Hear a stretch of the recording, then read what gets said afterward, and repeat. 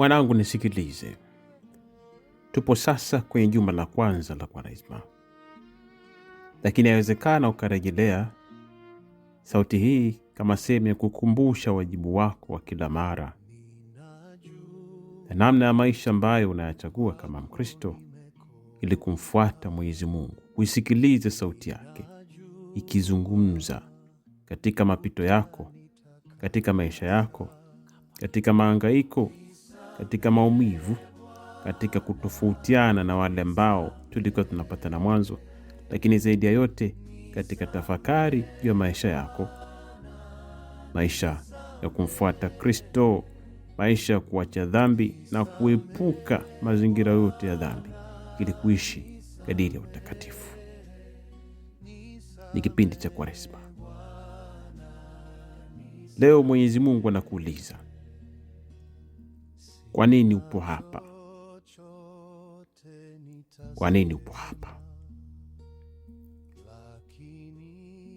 Kwenda mbali zaidi, ni swali moja kubwa ambalo naulizwa: ni nini matarajio yako baada ya mfungo huu wa Kwaresma? Ni yepi maamuzi ambao ulikuwa hujafanya na baada ya kipindi cha Kwaresma utafanya kwa usahihi ili kumwelekea Mwenyezi Mungu? Msamaha ambao hukutoa muda mrefu, tofauti yako kati yako wewe na ndugu zako,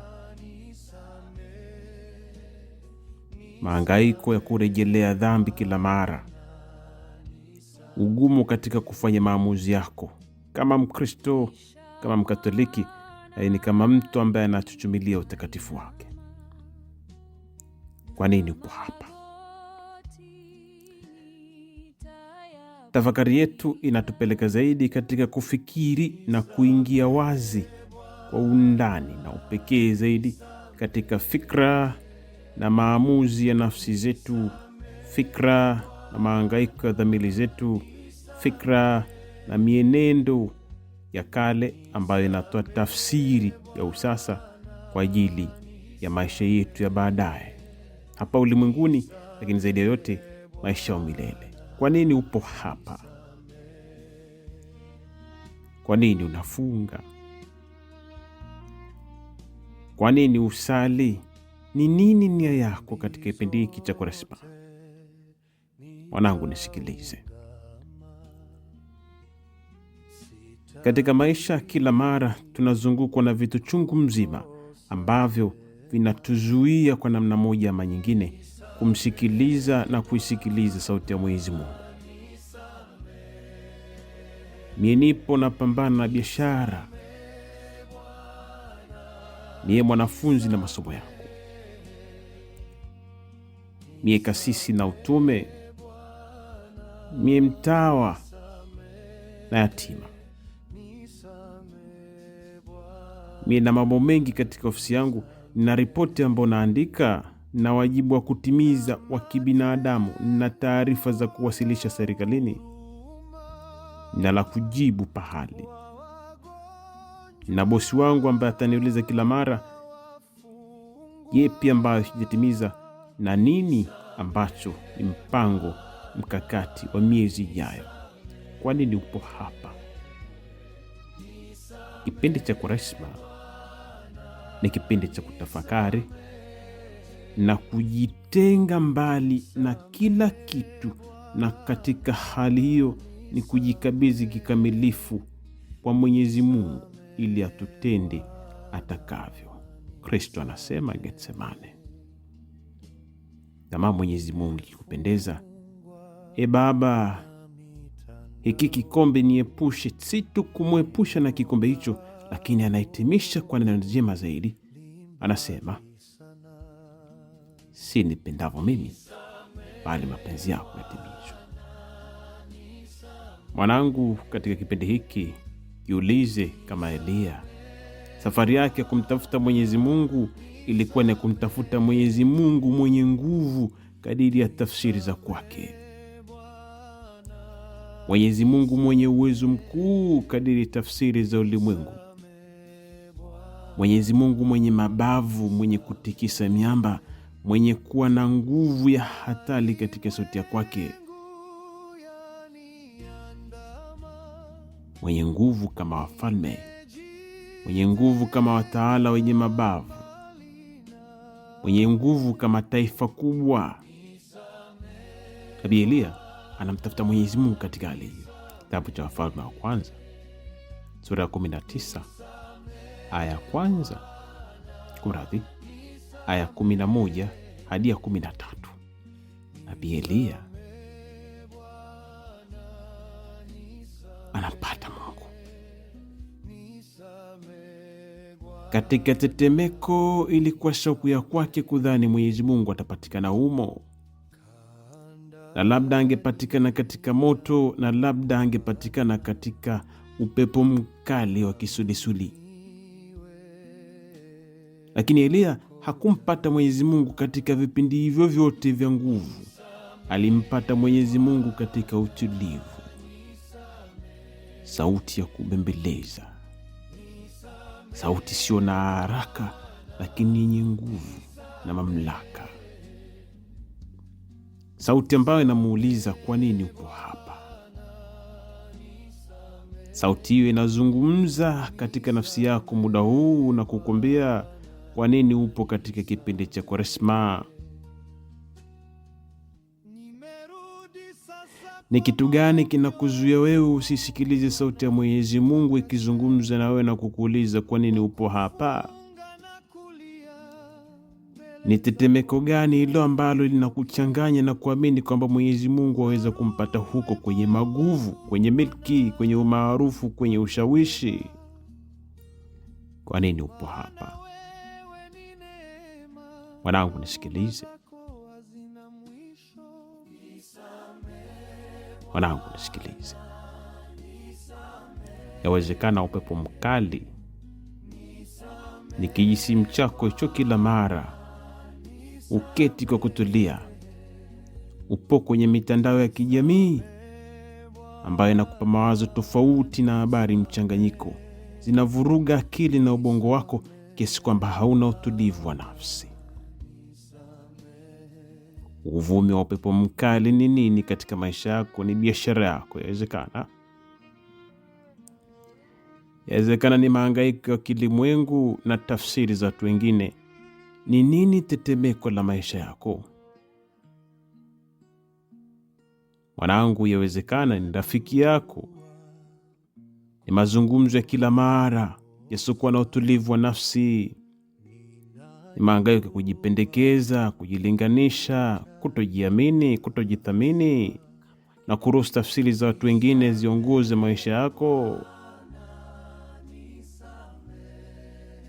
Ni nini upepo mkali? Maisha yako mabovu ya dhambi, mihemko, umbea, uruchompo, mashaka. Kila mara hukae kwa kutulia, kiguu na njia, watafuta habari, wapeleka huku na kule. Maisha ya dhambi, kushuparia dhambi, kuacha na kuanza tena, kurejelea kila ambapo tunaanguka na kula matapishi yetu. Yawezekana ugumu wa nafsi yako ni dhambi ambayo unaungama zote, moja tu unaiacha. Hiyo ndio inakutafuna nafsi yako kiasi kwamba huoni wala kupata muda na wasaa wa kuisikiliza sauti ya Mwenyezi Mungu ikikwambia kwa nini upo hapa mwanangu. Kipindi hiki cha Kwaresma katika juma la kwanza, ambapo tunapakwa majivu kutukumbusha wajibu wetu wa kuwa wanyenyekevu, naambiwa maneno, wewe ni mavumbi na katika mavumbi utarejelea huko. Na zaidi yote unaambiwa tubuni na kuamini Injili. Mwanangu mpendwa, kipindi hiki ni kipindi cha toba, kipindi cha kujipatanisha na Mwenyezi Mungu, kipindi cha kurekebisha pahala ambapo tumekosea. Ni kipindi cha toba na kuitafuta huruma ya Mungu, kujipatanisha sisi na ndugu zetu, kuwa tayari kutenda matendo ya huruma na kuwa tayari kufunga hasa chakula na kinywaji.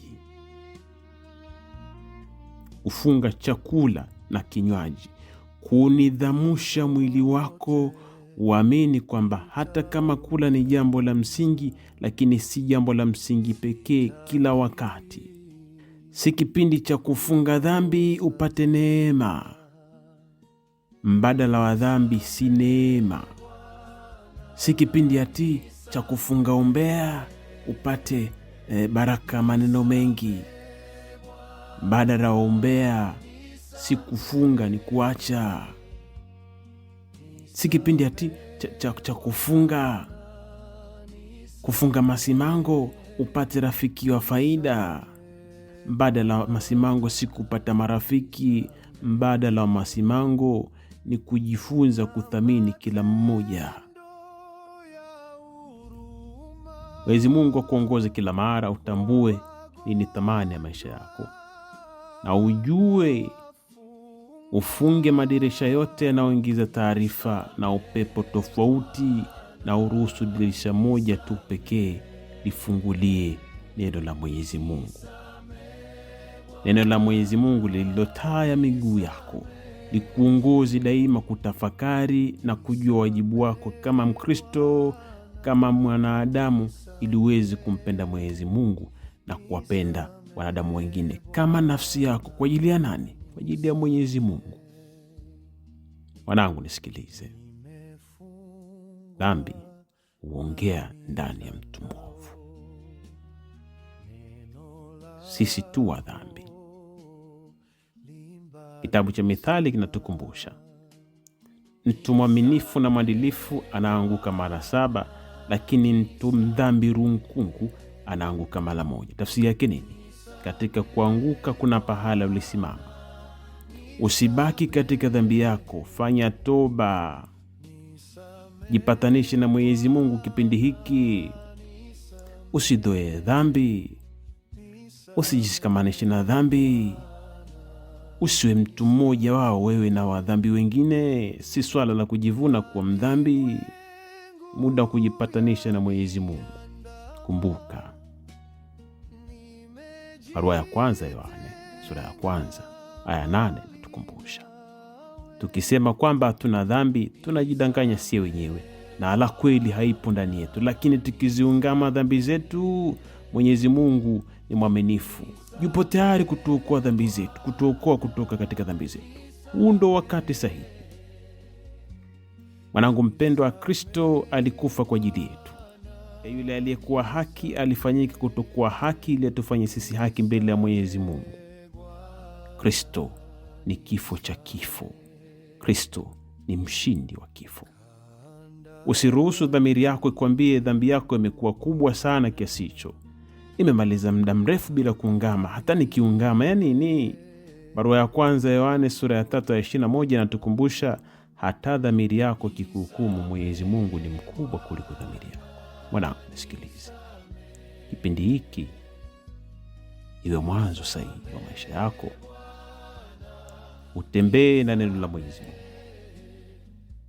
Uache yote kwa ajili yake. Utoe sadaka ya maisha yako kwa ajili ya wengine. Uwe na mpango mkakati wa kuacha dhambi na kumfuata Kristo.